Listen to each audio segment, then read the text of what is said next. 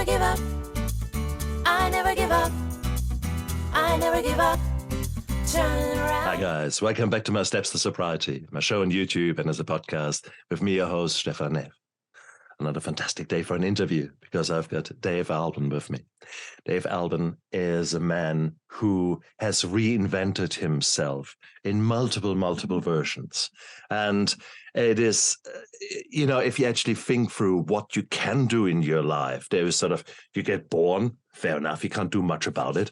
Then you've got the first years where you get formed and trauma happens. Then you start exploring. And this man explored. Rest assured, he has had 20 years of a very exploring life.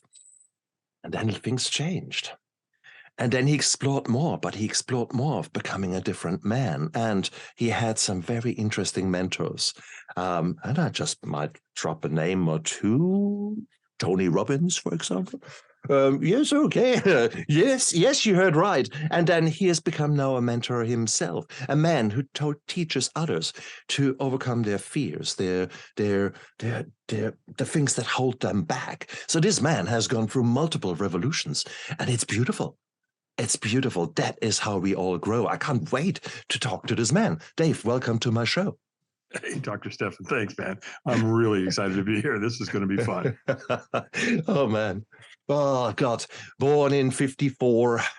Were you born in the rock and roll times? Was rock and roll actually part of your life? I was born in Hollywood, California, at Queen of Angels Hospital. Oh, wow. My grandmother lived across the street from Hollywood High School, if that tells you anything.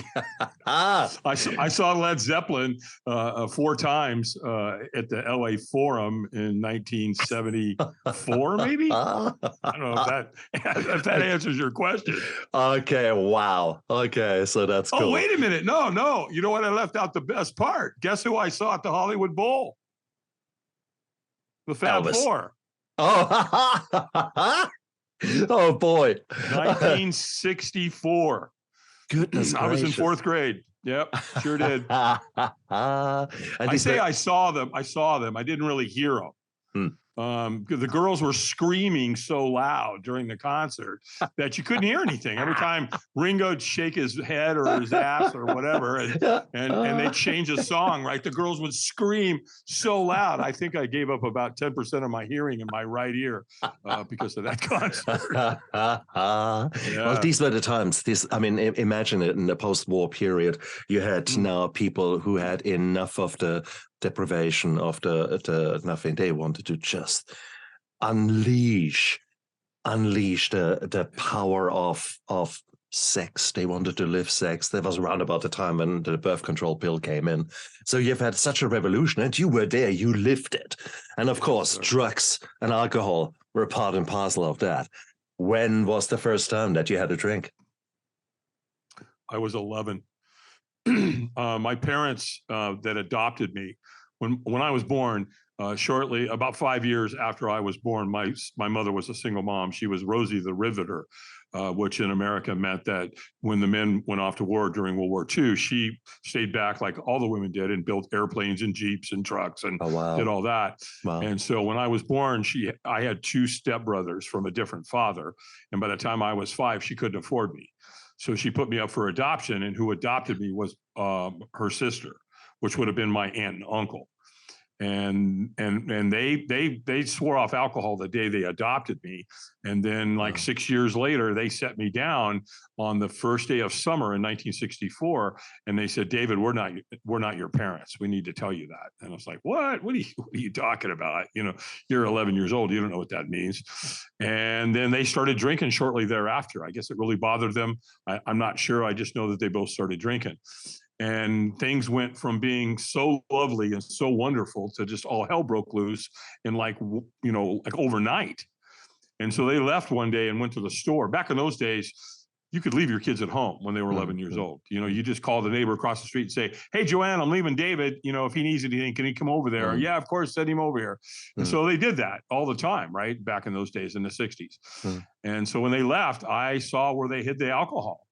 And I went over and I opened the cabinet and I looked at it. I pulled the bottle out and I looked at it and I smelt it and I went, oh God, it was brandy. right? And I was like, oh, this is nasty. Well, let's see what it tastes like. And I poured it in a coffee cup, drank about that much out of the coffee, and I drank it straight down. And I was done right there. I had no chance. I truly believe I was an alcoholic right on the spot. I have never felt anything like that. Of course, I felt exhilarated. I felt like I was pouring rocket fuel into my bloodstream. And from that moment on, I started chasing it.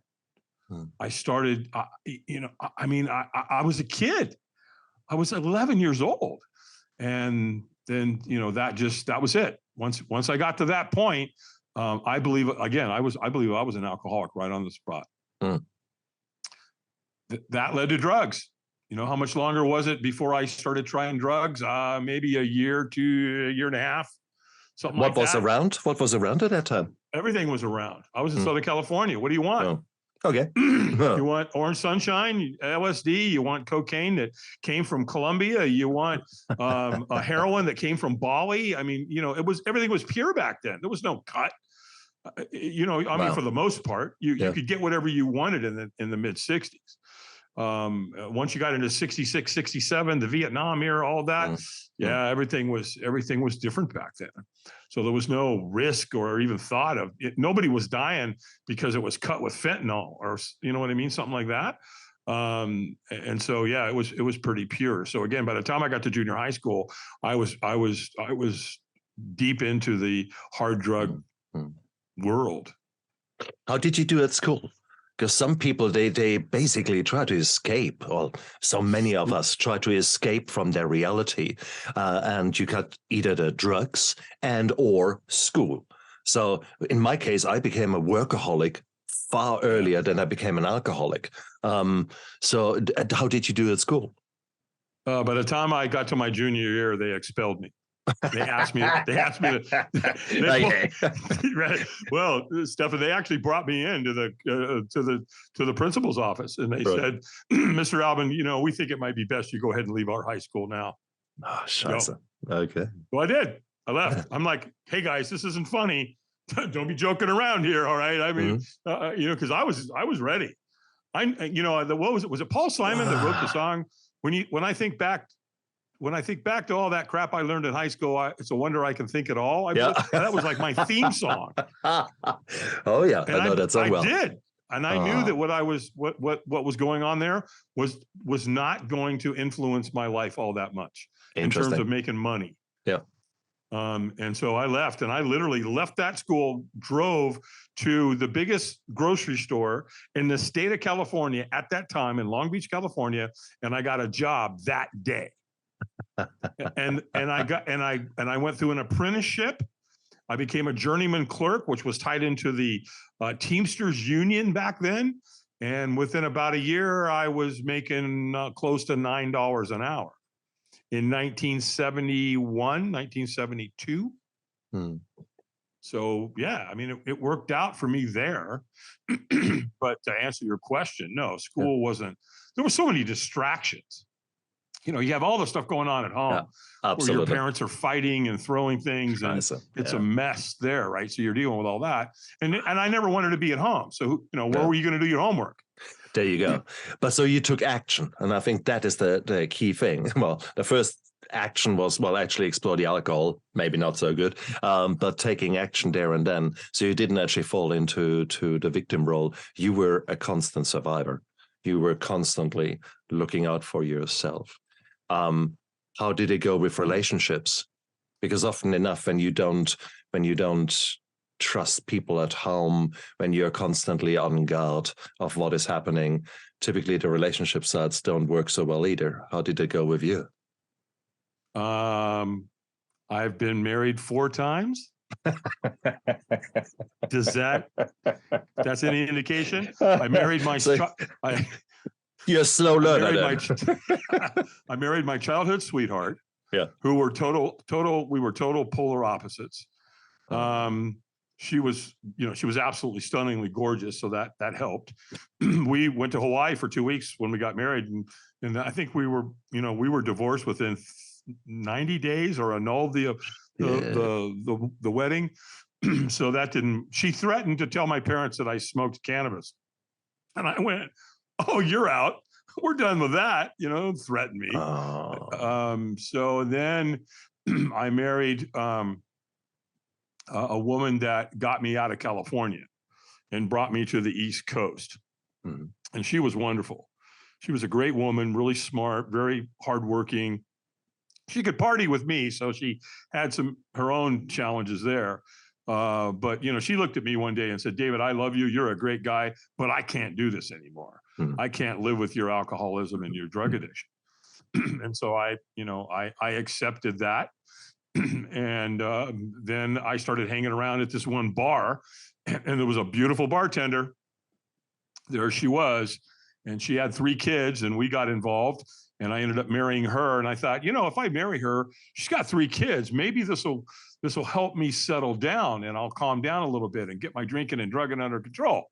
No, it lasted for about 3 months, maybe less. And next thing I know, that marriage fell apart too, because there's again lots of party. And then I met my 4th wife, and I met her in AA. So I went to a AA New Year's Eve dance, and I had about 2.5 years sober at this point. Oh, wow. And she had 6 months. And so we were at this dance, and all the guys are over here and all the girls are over here, typical dance with a bunch of young people in sobriety, if you will. And I, after New Year's, we said, "Happy New Year's." And I'm walking out the door, and she came running up to me. Well, I was 12 years older than she was when I met her. She was 22. I was 34. And she was gorgeous. And she came running up to me, and she said, "Are you leaving?" And I said, "Yeah." And she said, "Will you dance with me before you go?" And I said, "I don't dance, but I'll dance with you." And so we danced, and we were married for 23.5 years and have 2 beautiful kids. And my son's going to turn 30 this year. My daughter's going to turn, she'll be 27. Wow. And in fact, on Friday, Stefan, she gave birth to a 6-pound, 8-ounce baby girl. Congratulations, Granddad. Right? Yeah. So if I'm a little enthusiastic right now, if I've got gratitude oozing out of my ears, that's why. Nice. So Charlotte Ray was born at 4:32 p.m. this last Friday. That's a very civilized time to get born. Normally, when I help bringing babies to the world, it's a.m., 3 a.m., dark 30. I didn't know that babies can come out during the day as well. Apparently they do. It was a mystery to me too. I'd never known it. All my kids were born at night, and that's all I ever heard. Oh, perfect. Right. Oh, wow. So, but here you go. I mean, that is 20 years of rock and roll, or sex, drugs, and rock and roll. Let's call it what it is in your case. What eventually made you stop? What actually, where was that point or those points? Yeah, I woke up on June 8th, and it's interesting, the evolution of your alcoholism and your drug addiction, how it plays out, and how much you're willing to deal with, and how much pain you're willing to deal with. And for most of us, I think we drank for one of 2 reasons. We either drank to avoid pain, or we drank to try to gain pleasure. And one day it went, both of them went out the window. It wasn't doing either one. Nice. And I remember one time it was early in the morning, and I'm sitting in the bathroom naked, with a bucket and a bottle of vodka, and I'm trying to wake up, right? And so I'm shaking. You know what I'm talking about, right? You're shaking, and so you take the vodka bottle and you open it, and you take a big jug of it, to try to get it down, and you throw it, hence the bucket. Use the bucket, and you throw it up, and you do it 3 or 4 times, and then finally, maybe like the 5th time, you drink it down, and it stays down. And then you go from shaking like this to shaking not so violent, right? Then you take it, right? Yeah, right. Oh, you take another one, you were a step further than me. I give you that. Oh boy. All right. Well, so what happens there is that once you drink enough, you get enough alcohol in your body, as you know. Being a doctor, it balances out, and you stop shaking, and you kind of you're wiping your mouth off, and all of a sudden here's what I'm telling myself. It's not so bad. Dude, you're naked. You're sitting on a toilet. You've got a bucket between your legs. You've got a bottle of vodka. And it's not so bad. What, you know what I mean? So it's like, you really? You're going to tell yourself that it's okay? Oh boy. So, Yep. but June 8th that was the day. I said, that's it. I'm done. I'm out. I was excruciating pain, emotionally, physically, of course, spiritually. And I said, this is it. I'm not doing this anymore. I can't. This is suffering beyond my wildest imagination. So I'm in my basement. I'm down there by myself, and I went and loaded my pistol, and I said, this is going to be pretty easy. I'm going to put the pistol in my mouth and pull the trigger, and I'm not going to feel a thing. Mm. There won't be any pain. Mm.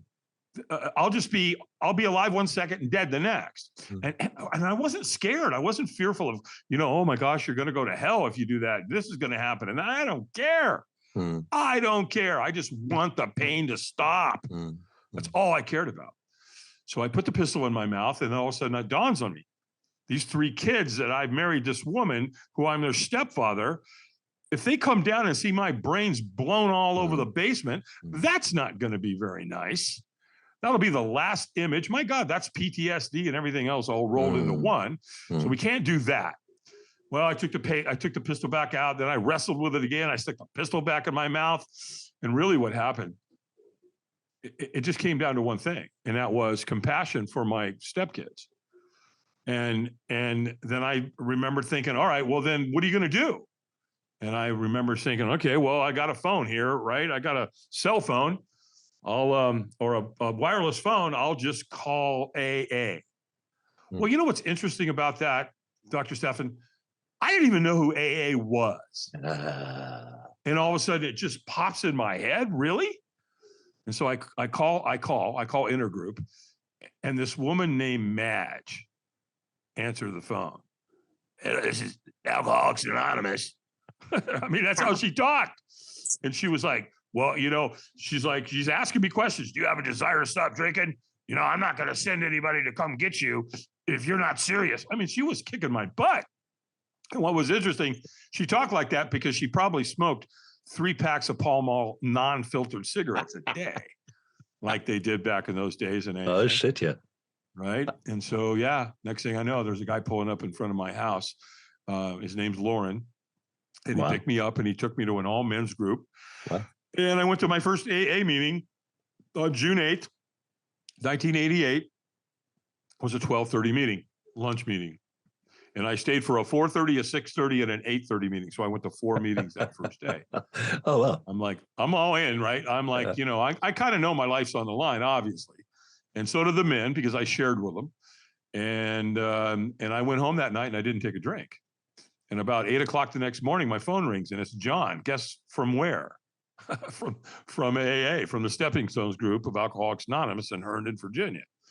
And John's like, he's like you. He's a really great, funny guy, very enthusiastic. He's like, good morning. How you doing? And I'm thinking, how the hell do you think I'm doing? I want a drink. I want drugs. I'm coming apart at the seams here. Dude, help. Jesus, help me. He goes, don't move. I know where you live. I'll be right there. And he came and he picked me up, and took me out, and we went to lunch, and then he took me to AA. And so, what happens there is that you start to feel the love and the understanding, and you're seeing, I'm being around men that are living happy, joyous, and free. And they were telling my story. They knew how bad it was. And I started learning about them. And, one day went to 2, went to 3, went to a week. From a week, it went to a month. And then they gave me that little medallion at 30 days. Of course, they also gave me the 24-hour chip, the surrender chip, we call it, right? The day I went to my first meeting. And then I got a 2-month chip, a 3-month chip, a 6-month, 9-month. Then I got that proverbial, just like, it's like a trophy, it's like a gold medal at the Olympics, for gosh sakes. You get that 1 year medallion, for 1 year. Well, and then what was happening there along the way, part of my recovery, I had insomnia. So I was up late all the time and trying to get my sleep patterns. And I probably should have gone to rehab, but I didn't even know about rehab back in those days. The guys were like going, look, just eat a lot of chocolate and drink a lot of fresh squeezed orange juice, right? Get vitamin C, get vitamin D, get the sugar, try to get yourself balanced. And and then that's what got me, I was up late at night and I watched and I saw Tony Robbins Seminar, and that's what got me, from AA into the personal development industry. And I loved it because I combined both of them. It was spectacular. It was like, wow, these steps are allowing me to put my life back together and go back and say, I'm sorry and forgive me, and look at my character defects and look at my shortcomings and realize that there's a power greater than me, and turn my will and my life over to something more than Dave. And then, I got into the maintenance steps. And again, when I incorporated the personal development industry into that, it was like, I got so much further faster.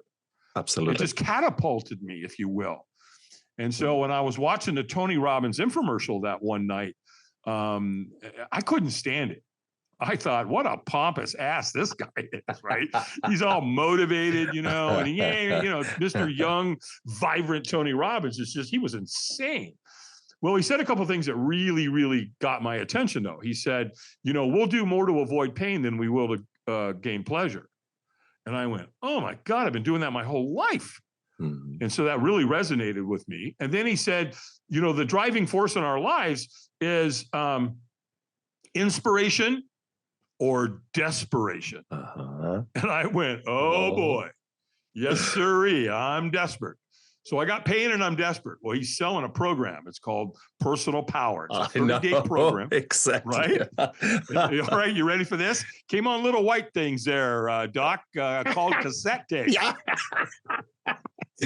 I remember. I've got personal power. Okay. You have it, right? So I pulled off the plastic and I put in the first tape. I started doing what the man taught me to do, and it worked. And that was it. That was my introduction to Tony Robbins. And stop. I need to stop you there. Because what you just said will get lost in your beautiful, elegant way of talking. You just said you got the tape, you put it in, and then you did what it said. 90% of the self-help books will be somewhere gathering dust. 90% of the tapes that are being bought, they might listen to the first 5 and then life will overtake them. Again, what I said earlier with you took action. You hear something and then you take action. Now that makes you a very, very different man compared with so many others out there.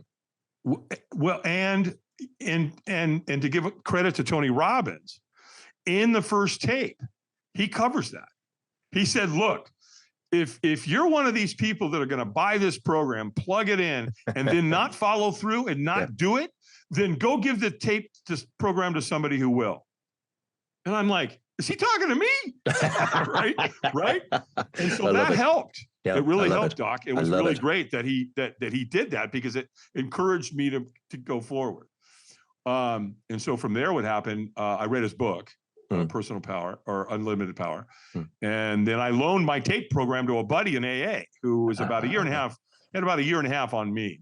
My good friend, Dan the Butcher, right? We always have these interesting names for people in AA. Dan the Butcher or Chicago John, or whatever. So he borrowed the tape. I gave him my tape program and he went through it. Well, 7 years later in 1995, he calls me on the phone. He's out of his mind. He's like a little kid that wants to show you a new toy. He's like, oh my God, hey, Tony Robbins is coming to town, man. I just found out. I mean, you got me into this. Come on, let's go. I'm like, brilliant. What? Calm down. So he goes, no, seriously, can you go with me? I want to go. And I said, yeah, sure. I'd love to go see Tony live. Let's do this. And he said, great, I'll call you back. I'll make arrangements. So he calls me back like an hour later. And he said, done. We pick up the tickets at will call. Here's what they tell us to do. Bring snacks, because you're going to spend a lot of time in the room. Boy, was that an understatement. Hydrate, drink a lot of water between now and the event. Bring a good attitude and be ready to play full out. I said, Dan, how much was the ticket? This is 95, Doc, right? It was $700. I'm like, what? $700? Don't worry, I'll play full out. And then the day comes of the event. We get there, we get the will call, we get our tickets, we're in our seats. Tony takes the stage at 2:00 in the afternoon. Next thing, we're watching it, we're watching the clock. Next thing we know, it's after midnight. Now, by the way, to back up, during the conversation I had on the phone with him when he was telling me about what to do and whatever, at the very end of the conversation, before he gets ready to hang up, he goes, oh, by the way, we're going to be doing a firewalk, is what it sounded like. It's like time slowed down to nothing. And it was just like firewalk. And I remember thinking, oh, hell no. No. I don't think so. Not this guy. I'm not. This is going on in my head. I'm not saying anything to Dan. I'm just saying no in my head. And you know what's really interesting about that? I didn't even know what I was saying no to. I didn't know what a firewalk was. I had no reference for that. All I know is it sounded really scary, and this kid ain't doing it. So I said no. But I never said anything to Dan. I just said, oh, yeah, sure, Dan, firewalk. Yeah, sounds interesting. Hung up the phone. Well, again, when you get there, what's Tony do for 10 hours? He does nothing but prep you. Well, I shouldn't say nothing, but he spends a lot of time prepping you for that firewalk. And all of a sudden, it's a little after midnight, and he goes, take off your shoes. And I'm like, oh, no, you're not tricking me, pal. I don't think so. I am not going to take my shoes off because I know what that means. Well, I'm in a room with 3,500 people, and everybody's taking their shoes off.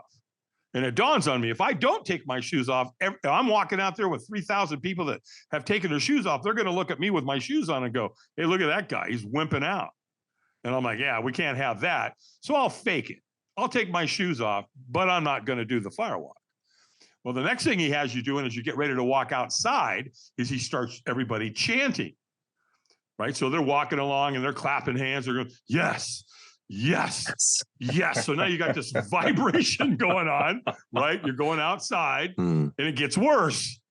Because as soon as you go outside, beautiful summer night, by the way, the moon's out, it's gorgeous. He's got African drummers. So everybody's chanting yes, and then you got the drums, right? Dun, dun, dun, dun, dun, dun, dun, dun, dun.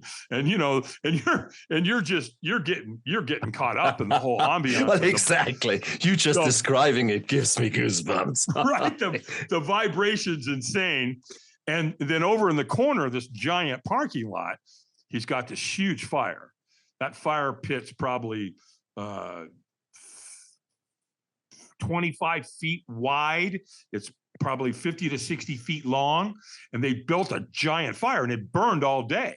It burnt for probably 10 hours. And then it just burns down and it renders this big, giant, beautiful pile of coals. Well, here's what they do. They load those coals in a wheelbarrow, in a steel wheelbarrow. And then they bring the wheelbarrow in and they lay 2 lanes of sod on each side of it. And the grass, the sod, or I think in Europe they call it turf, it's about 3 feet wide. It's about 18 feet long. And they took flathead shovels and they would shovel the coals out of that wheelbarrow and they just sprinkle them on top of that grass. And that's what you walked on. Well, as I'm walking out there, you know, looking at all this and everything's going on, I'm holding the line. I'm not going to firewalk. And so I said to myself, I'll just go hide in the back. Well, you think that's a good idea. Well, it's not. Why? Well, first of all, you're going back there saying nobody's going to know. It's just, well, yeah, of course somebody's going to know. I'm going to know, number one. But here's the deal. Tony wants you to go through this experience. He doesn't want you to miss this because he knows it's a paradigm shift. He knows it's one of the most powerful experiences on the planet by far. And so if you don't do it, you know, what's that taking away from you? So what you do is when all the people, there was other people back there hiding out too, obviously. And here's the deal. You think it's a good idea. It's not. Because Tony's people know where all the cowards are. So the next thing I know, here comes this guy out of nowhere. And Tony must train them. When you lock eyes with somebody, don't take your eyes off them. And sure enough, that's what this guy did. He came and he saw me and he looked at me and now he won't take his eyes off of me. And I'm watching him walk at me and getting closer and closer. He probably gets, I don't know, Doc, he probably got about 25 feet from me. Yeah. And he kind of stops and he kind of leans in and looks at me, like this. He goes, "Are you okay?" Ah. And of course, when we're not okay, what do we say? Oh, yeah, I'm fine. I'm fine. Exactly. I'm fine. Yeah, I'm good. All good here, brother. Yeah, we're all good. Don't need any help. I'm good. He goes, "Oh, good." He said, "Hey, are you going to walk tonight?" And I kind of gave him a tone like I was a little ticked off at him, right? I'm like, "Absolutely not." And I said it with intensity, right? And he kind of goes, "Hey, dude, it's cool." He says, "No problem. We don't want you to do anything you don't want to do." And I remember thinking, wow, okay, I like this guy. He's going to get me out of here. And the next thing I know, he says, "Well, can I ask you a question?" And I said, "Sure." And he said, "Wouldn't you at least like to watch?" And I remember thinking, yeah, I would. I'd love to watch these people burn their feet off. This will be very entertaining. And he says, "Well, you can't see anything from way back here." Oh, I like it. Oh, Right? I like it. You know where this is, where it's going, right? Oh. So he said, "Look, it's no big deal. Just get in line." Right? He's telling the truth. He is the man in his defense. He's telling the truth. I have 3,000 people in front of me, Doc. I can't see anything. And so I did. I just kind of got in line because I wanted to see it. And so now I'm in line. I'm just kind of walking along and I'm walking along. And this guy comes up to me and he whispers in my ear and he said, "He knows when you're ready. When he says go, you go." And then phew, he just disappeared into the night. Never saw the guy again. Nothing. Don't even know. And so I'm walking along going, what the hell? And, and again, remember, everybody's chanting, the drums are going, and people are starting to scream and yell with exhilaration. And it almost sounds like they're hurting themselves. Because there's a fine line between screaming, between exhilaration and actually hurting yourself, right? And all of a sudden I get to a point, I can't see in front of me, but I can see at an angle. And as I'm looking over here at the angle, and I'm seeing people doing it, they're walking. Every race, every creed, every color, everybody, boom, they're walking. And now my brain is like, okay, it's looking for answers. And I've got none because I don't have any references for any of this. And I'm watching and I'm watching and I'm watching and I'm watching. And I guess next thing I know, guess where I am? Boom. I'm in the front of the line. And all of a sudden, now the reality, fight or flight kicks in, right? And I'm staring down at the coals. The coals are laying on that grass. They're bright red. There's a wheelbarrow over there full of coals. You can feel the heat coming off. My heart is beating so fast in my chest. It feels like it's going to jump out of my chest any moment. And I'm staring into the abyss. Well, there's a trainer standing right there. And all of a sudden the trainer goes, "Eyes up." And I'm like, "Oh, shoot. Yeah, okay, that's right. Bring your eyes up." Well, apparently I'm a slow learner. When I'm in the room with Tony for 10 hours, guess what he tells you to do? Eyes up. When you get out there, don't stare at what you fear. Keep your eyes up. Look to the end. That's where the celebration is. So now my eyes are up and the trainer goes, "Squeeze your fist and say yes." And I went, "Yes." And he went, "Stronger." And I went, "Yes." And he knew I was leaving a lot on the table. He knew I wasn't in a peak state. So he got like right in my face and screamed at me. It's to go stronger. And now I'm like pissed, right? I throw my hands in the air and I screamed at the top of my voice, "Yes." And he goes, "Go, go, go." Boom. I took off. So here's the first thing I learned about firewalking. And it's kind of a metaphor for life. And that is when you take the first step, oh, you'll take the second, third, fourth, and fifth. I guarantee you, I promise you, you will not stop on that bed of coals and look around. You're going to keep moving. Well, what Tony does is he stages two people at the end of that fire lane and they lock arms and they stop you. Because heck, at that point, I'd have walked all the way to Albuquerque. I was just in a trance. And they're like, "Stop, wipe your feet and celebrate." So I'm wiping my feet and I celebrate and I'm jumping up and down and it was literally right there on the spot. It was one of the most exhilarating moments of my entire life. Nothing like it ever. There's nothing like it. And here's where it really gets interesting for me. Yeah, the firewalk that night was exhilarating. In fact, I went to bed that night, and I'll admit it to your listeners and your viewers. Guess what? I didn't wash my feet. I wanted to leave my. In fact, when I first did it, and I got to the end of that night, I thought I burnt myself. It felt like I burnt myself, or at least that's what my brain was saying. And then I looked at my feet, and they were dirty, but there's no burns. I didn't get one burn. And again, so now your brain's processing, right? How do you walk on coals that are 1,000 degrees and not burn yourself? How is that possible? And for me, what's interesting too was that I had done something that was spectacular, and I don't have a clue how I did it. Ever done that, right? Where you do something, and you go, yep, yes. That was me. Oh, yes. Right? That was me, pal. Oh, yeah. But you don't know how you do it. You don't know how you did it. It's kind of like sobriety, one day at a time. Like, how did I get through that day without taking a drink, kind of a thing, right? So there's similar metaphors there. Well, then here's what really, this is what got me, was the next day. We come in, there's 3,500 people standing in the foyer getting ready to go into the venue. And I had never experienced anything like it. People were communicating and getting along humanistically. It was spectacular. Doc, they were laughing. They were crying. They were holding each other. They were telling their stories. And so everybody's consciousness and vibration got lifted really high. And that's what got me. That got me. And I went, are you kidding me? Is this what, did the Firewalk create that here in the room this morning? Well, yeah, of course it was. Because we had all experienced something at a really, really high level. I call it's kind of like almost a near-death experience. I've got a really good friend of mine that was the last passenger off Flight 1549, U.S. Air, Miracle on the Hudson. And that when that plane crashed in the Hudson and they all got out safely with no fatalities, there's a bond there between all of them because they experienced something so extraordinary. Firewalking is kind of like that. Just because, again, it's just such an extraordinary experience. Well, I found out that Tony uses about 300 volunteers for every event. And back in those days, you could contact Robbins Research. They would send you an application, you'd fill it out. And if you were approved, then you got to go crew with Tony. And I did that and I got approved. And that was in late 95. And then they, when you fill out the application, they ask you all kinds of things about what can you do? I lived on a farm at the time, so I knew, I knew how to split wood. I knew how to use tools. I had a military background. I had a security background. They took all that. And then the next thing I was asked to do was to help with some of Tony's celebrities. Shortly after that, I was on the fire team.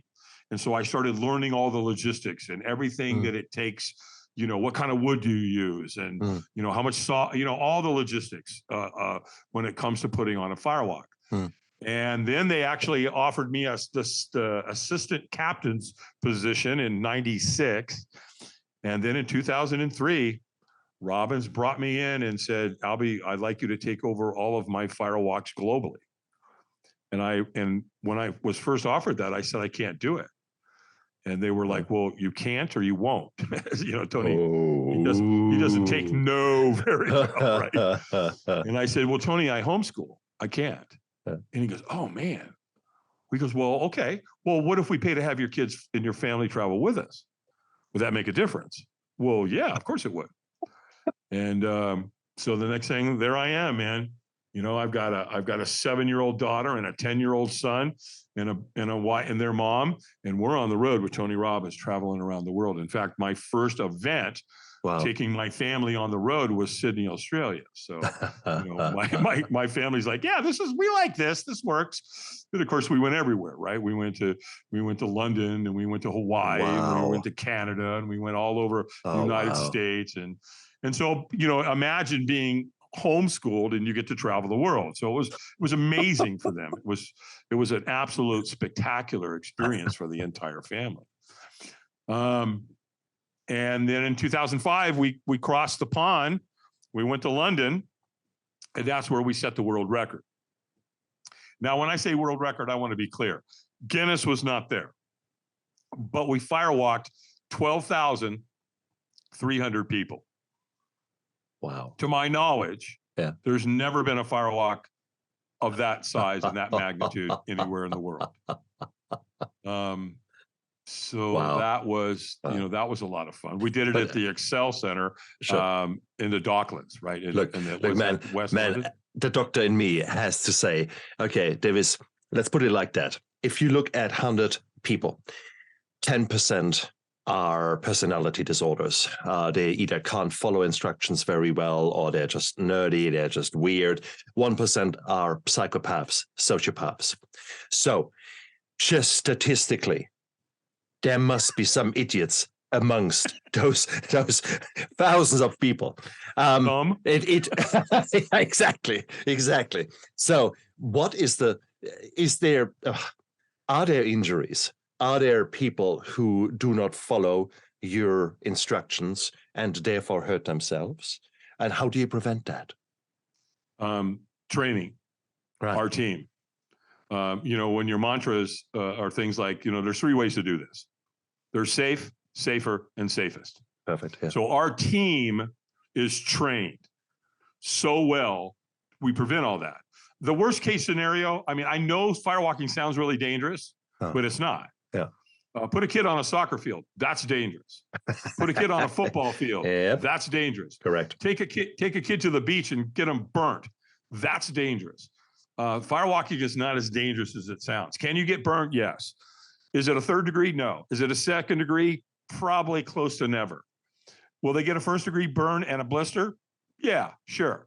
We call them kisses. Put a little neosporin on it, and the next day it's gone.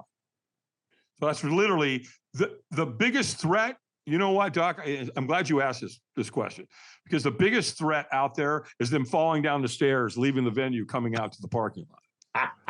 That is more dangerous, right? Than somebody actually. And by the way, you talk about the psychopaths and all that. We always get a group of men. A lot. They're almost always men. And they're all, like, let me show you how macho I'm going to be. And they come running out to the firewalk, not walking like everybody else. They're running and they're screaming. And then when they get up to the fire lane, we're blocking them. They don't start the firewalk until Tony says, let the games begin. And then they're screaming at the fire. They're idiots. They're screaming at going, I own you, man. I'm going to beat you tonight. And, and it's like, what are you doing? You really think you're going to negotiate with the fire? Really, dude? And it's funny, man. Oh, Stefan, you got to see it. They get out there and they're all, rah, and they take one step and then they turn into a princess. And they're like, and they're freaking because they're going to burn their foot and they can feel it. Yeah. And so they'll either jump off the lane altogether or they just tiptoe and run and they shut their mouth really quickly. All that screaming and yelling and acting exactly. a bunch of testosterone going on. The fire goes, nah, we're not going to have any of that tonight. Excellent. I love it. So no, that's cool. It would freak me out. When I anesthetize someone, I control all the variables that I can control. And there's one guy or one girl that is in front of me that I look after. So I've controlled everything. If then shit happens, okay, I know how to deal with it. But here you are doing that with dozens, hundreds of people, where you have got an ultimate, such a variety of potential responses. So I'm far out. I take my hat off to your skills to manage people in distress or in altered states of out there. They're all outside of their comfort zone, and that can bring out either positive stress or more negative stress, and then all kind of reactions, isn't it? So that is an amazing thing. And you got hooked on that. If there's one addiction I can take is you doing that. Firewalk Adventures. Here you go. Here's the thing about Firewalk Adventures and being addicted to that whole process is that not once have I gone to jail. Not once have I crashed my car. Not once have I woke up with puke on my shoes as a result. Nice. So yeah, I'll take that addiction. And the beauty is that you can watch somebody completely transform their life in 4 seconds. And you look at the look on their face at the beginning of the lane, No. and then you look at them in the celebration end, and it's instant transformation. Boop. And when you do that, you just watch people, hundreds turned into thousands, turns into tens of thousands, turns into hundreds of thousands. You can't be around that and it not have a massive effect on your psyche. Sure. So I know I've been blessed. I know I've been chosen. I was chosen for this. There's no question in my mind for that. So when I retired from Tony, one of the last things he said to me, he said, Albie, with great wisdom comes great responsibility. Make me proud. And so I've done that. And so from my perspective is I can go to a CEO who's got a company, and it's his or hers responsibility to keep everybody motivated and inspired and encouraged. And that's a very daunting task, especially after, what happened back in March of 2020.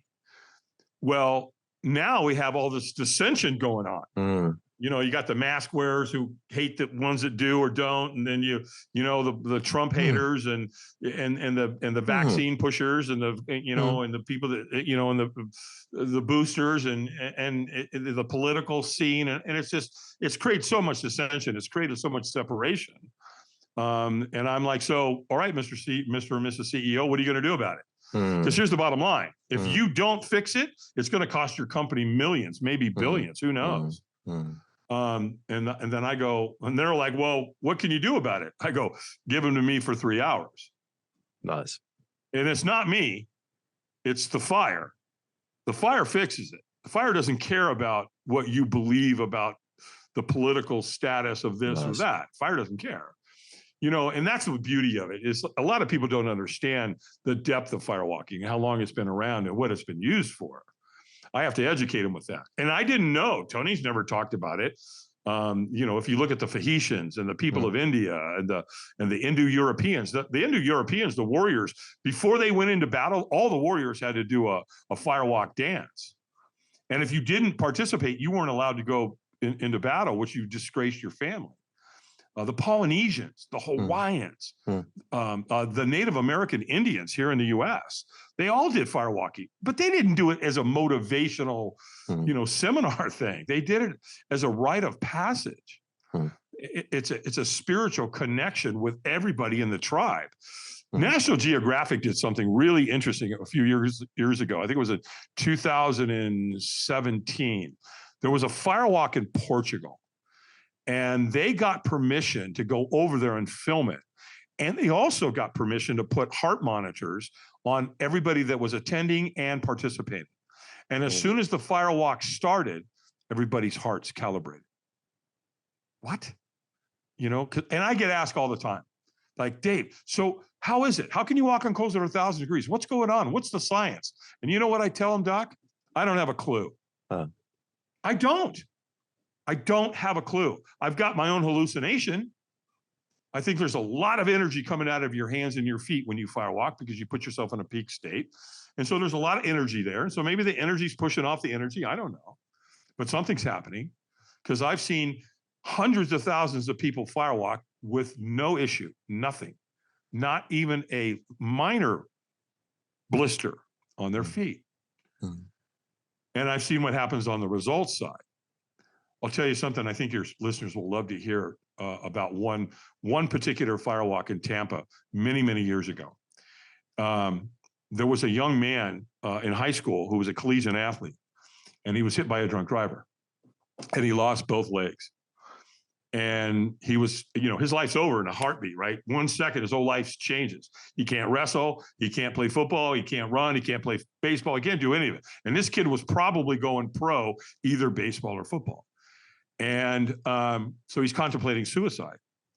Well, one of his buddies said, hey, before you do that, why don't you, I know you like Tony Robbins. Tony's coming to town. Why don't you go see him before you take your life? And the kid did. Well, it's 12 o'clock at night, 1 o'clock in the morning. We're in a parking lot in Tampa, Florida, with 6,000 people in attendance. And Tony sees this kid coming in a wheelchair. Now, I can't see him. It's dark out there. and he's on the other side where I can't see it because I'm positioned in the middle with my shovel and my wheelbarrow, and I shovel the coals for 2 of the lanes. I always shove the coals for Tony, and then his lead trainer, I would shovel the coals for him. And all of a sudden, Tony stops and he turns and he looks at me, like, I think we're going to see something really profound here in a moment. And then all of a sudden, here comes this kid. Now I can see there's this kid in a wheelchair. Well, Tony bends down to whisper something in his ear. And this kid goes, no, you can see the physiology. It's like, no, go away. I got this. No, Tony, let me go. And that kid wheeled that chair up to that lane, Doc, and he kind of positioned himself. He had a lot of upper body strength. He was, again, a conditioned athlete. And he flung himself forward. He landed on his hands, and he walked across the fire on his hands. Fuck me. That moment changed my life forever. Because I had questioned, how long are you going to do this? Why are you here? Sometimes you're away from your family. And again, it's like everything came in on me in that moment. And that's when I realized that I was chosen to do this. I knew it. There was no question anymore. I've never questioned it since that moment with that young man. And we got him back in that wheelchair. And I don't know the outcome of that. I don't know where he is today. But I suspect he's alive and well. And so I've known now for a long time that the firewalking experience is one of the most transformational experiences anybody can have. But you know what's interesting? And here you are with this amazing podcast of steps to sobriety. And yet sobriety, we get to do this every day. Right? Because True. You're a gatekeeper. I'm a gatekeeper. Yeah. New person walks through the door. What do we do? Yeah. I mean, right? The 12 steps change our life. Yeah. The 12 traditions keep the group and all the members together. So we have some things to follow and what we should do and what we shouldn't do out there. And then the preamble's in the middle. What's the preamble say? Well, it says, when anyone anywhere reaches out, I want the hand of AA to be there. And for that, I'm responsible. You and I have you're a doctor. So, you have an opportunity to save people's lives every single day. Well, people don't know what that's like. Only men and women in your profession know and understand that. But AA, we're a bunch of drunks. And yet we get to carry that torch. Absolutely. What a wonderful responsibility that we. Absolutely. And why not? Again, and that's why it was so profound for me. And that's why I recovered the way I did, because I was hanging around a bunch of men and women who knew me, who understood me. And we all talk the same language. And we care at a high level. And you know how we say things in AA. It's like, look, we're going to suggest this and we're going to suggest that. Well, we're also suggesting it like, if you're going to jump out of a plane, you might want to take a parachute with you. That kind of a suggestion. And so it's such a wonderful thing. And I learned that early on, right? So for me to be in AA and be able to have an opportunity to save people's lives on a daily basis, and then I get this too, that I get to influence tens, hundreds of thousands of people. And then, because here's what I don't know. When you influence all these people and they firewalk and they change their life like I did, what are they going to do? Go home and do? Who are they going to influence after that? Exactly. Because they become the light in the darkness of others. And that is the most beautiful thing. And therefore, you called it responsibility. I would call it privilege. I would call it, and that's where the gratitude comes. Fuck, now I get goosebumps here, because it is such a beautiful thing that we can actually go out there and share our journey, warts and all. And the moment you have done that, A, it's liberating for you. B, your mind comes up with new ideas, with new thoughts, and that is where not just the sobriety takes hold, but actually, I'm sober, now what? And that is where the personal development comes in. That's exactly the experience that you had. And that is where we get the privilege to grow.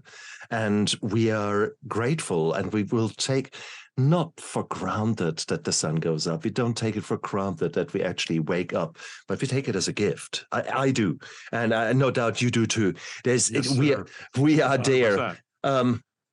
And that's interesting, because the older I get, the less I suffer fools, the less I waste my time with things that don't really matter. I sort of really more like to focus on what matters to I love me. that, right? It has such a way of aligning us in our thought process and our mindset to what's important to what's not important, right? Exactly. I'm over here last Friday, looking at this little 6-pound, 3-ounce bundle of joy and love and going, wow, Dave, you thought your life was good, or you thought your life was great.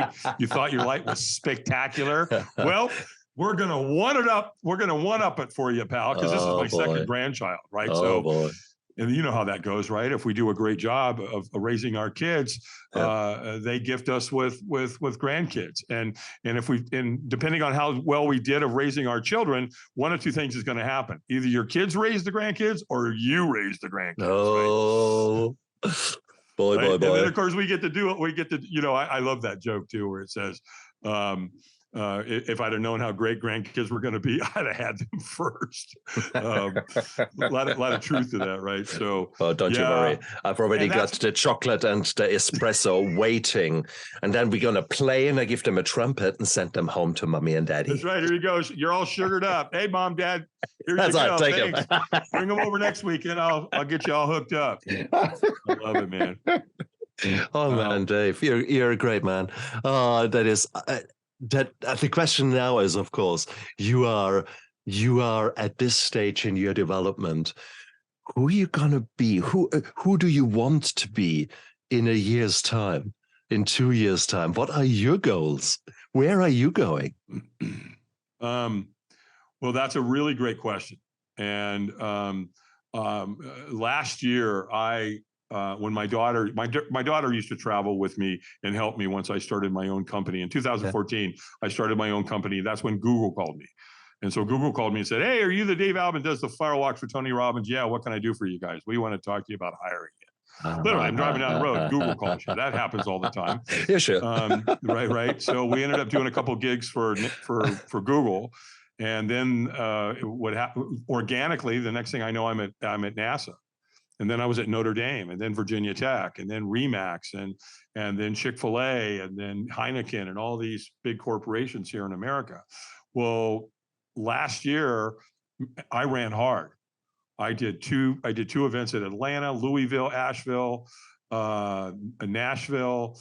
I did New York, I did Boston, I did Hartford, we did Philly, we did Wilmington, North Dakota, we did Snowbird, Utah, we went back to Nashville.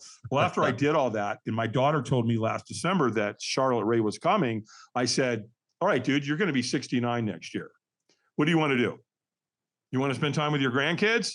Because one of the things I say in my seminars when I'm talking to CEOs and business owners and all that, I tell them straight up, look, you better figure out the art and science of achievement and fulfillment. Because if you don't, just because you achieved at a high level, if it's not balanced with fulfillment, you fail. Yeah. And if you don't spend time with your kids, they're going to end up on drugs. And just because you give them a lot of money and a big home and all that kind of stuff, that doesn't do it. So I said, I'm going to retire. So I sent out an email to all my clients and I said, guys, thank you. I love you. 2023 is going to be my last year. Well, I thought that was a good idea. Big mistake. My phone rang off the hook. Dave, no, wait, hold it. Hey, we're going to do an event. Please, no, we're planning you. So I took a step back and a couple of my mentors in my circle of influence took me aside and said, Dave, you sure you want to do that? What if you just created an academy and you've got an academy, but why don't you just open up your academy, train some really good people to do what you do, and then you can leverage yourself and you won't have to shut yourself down. Nice. And I thought about that and pondered that, and nice. I'm actually doing that now. Oh, so beautiful. In October of this year, I'll be running the second Dave Albin Firewalk Academy.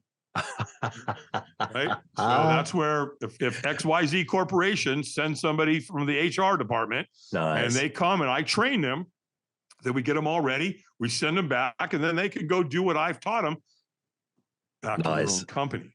Nice. Or if they're life coaches or, whatever they are, they can come to my academy and we teach them firewalking, glass walking. Sometimes firewalking is not always logistically possible. Yeah. So we created the glass walk experience, which is pretty scary in and of itself, because we're teaching them how to walk on broken glass. I'm sure as a doctor, you're loving hearing that. Yeah, exactly. Great. Send me clients, Dave. That's what we need to talk after the show. Yeah, right. We'll have to talk on a sidebar there. The arrow break, the board break. We do the rebar bending, and we have some other really cool experiences. And I teach them how to go out and sell and market themselves and what to do and how to get started, how to start corporations. So Beautiful. it's a 5-day intensive, and it's really intense. They're going to do 4 firewalks. And this next one in October, I've actually got a firewalk in Atlanta for a large law firm. And so all the students are going to go with me because I live up in the northwestern part of North Carolina. Right. So I'm about an hour and 45 minutes northwest of Charlotte, North Carolina. So I'm up in the mountains, in the Appalachian Mountains. So we have the academy here. So we're just going to pile them in a van and we're going to take them to the firewalk down in Atlanta. So they actually get to see and participate and be part of an actual firewalk. So they'll get to see it from the morning when you start to the end when you say goodnight and clean it up. So that's kind of what I decided to do. I know that's a long answer to your question. No, it's beautiful. It's beautiful. No, because it shows that age does not stop anything. It shows me that your passion is transcending the stages of our life. And that is exactly where I can't see myself stopping soon. And when I say stopping, I can see myself retiring from my work as an anesthetist. I cannot see myself not throwing myself into a new project, and God knows where that leads me. So it's those kind of things. As long as we realize that changes will be inevitable, challenges in your life are inevitable, chaos will be inevitable. But when you start learning more about yourself, when you start accumulating experiences such as you with the firewalk, and that is something that steals you, that gives you a resilience, and that is beautiful. That is exactly those kind of things that we can add into our lives. That is what enriches us. Yeah. And therefore, it's fantastic what you're doing there. So I love to hear that, Dave. If other people out there saying, "Shit, I wanna do a firewalk with you," or where can they find you? Where is Firewalk Adventures on the internet? On the internet, you can find us at www.firewalkadventures.com. Firewalk Adventures is all one word. It's all there. Yep. How to get a hold of me. Beautiful. My calendar's there if you want to book me. There's a lot of the affiliates and the people that I do business with. We have the academy that's on there where they can go read about that and see what's required. And so it's all there. Oh, beautiful. And guys, look down there into the description of the YouTube video and of the podcast, because of all of Dave's information is down there. And guys, what have you got to lose? Okay. It is, I'm in my mind, I'm already thinking, okay, how can I wriggle that? Where can I need to look at your calendar. I need to see how I can get myself, I don't know, dressed up as a lawyer or something like that and then sneak in the background. I don't care. I want to actually do this experience. I've done a lot of Tony Robbins work, but I've done it remote via Zoom. Which is, of course, cool, but it also doesn't give you those kind of state changes. I haven't been able to figure out how to do the firewalk remotely yet. So. No. I'm quite happy to put my money where my mouth is there, or where my feet are. Let's put it like that. Doc, I would love to have you. I mean, I'm telling you, I've done a lot of podcasts, and this is definitely, this has been a magical experience. So I want to thank you from the bottom of my heart for bringing me on your show. No trouble at all. To sobriety, man. This has been awesome. Dave Albin, what a man. So no, we will stay in touch, brother. That is for sure. And you guys out You guys out there, look after yourself and live with passion. Bye. Take care, everyone. I never give up. I never give up. I never give up. Turn around.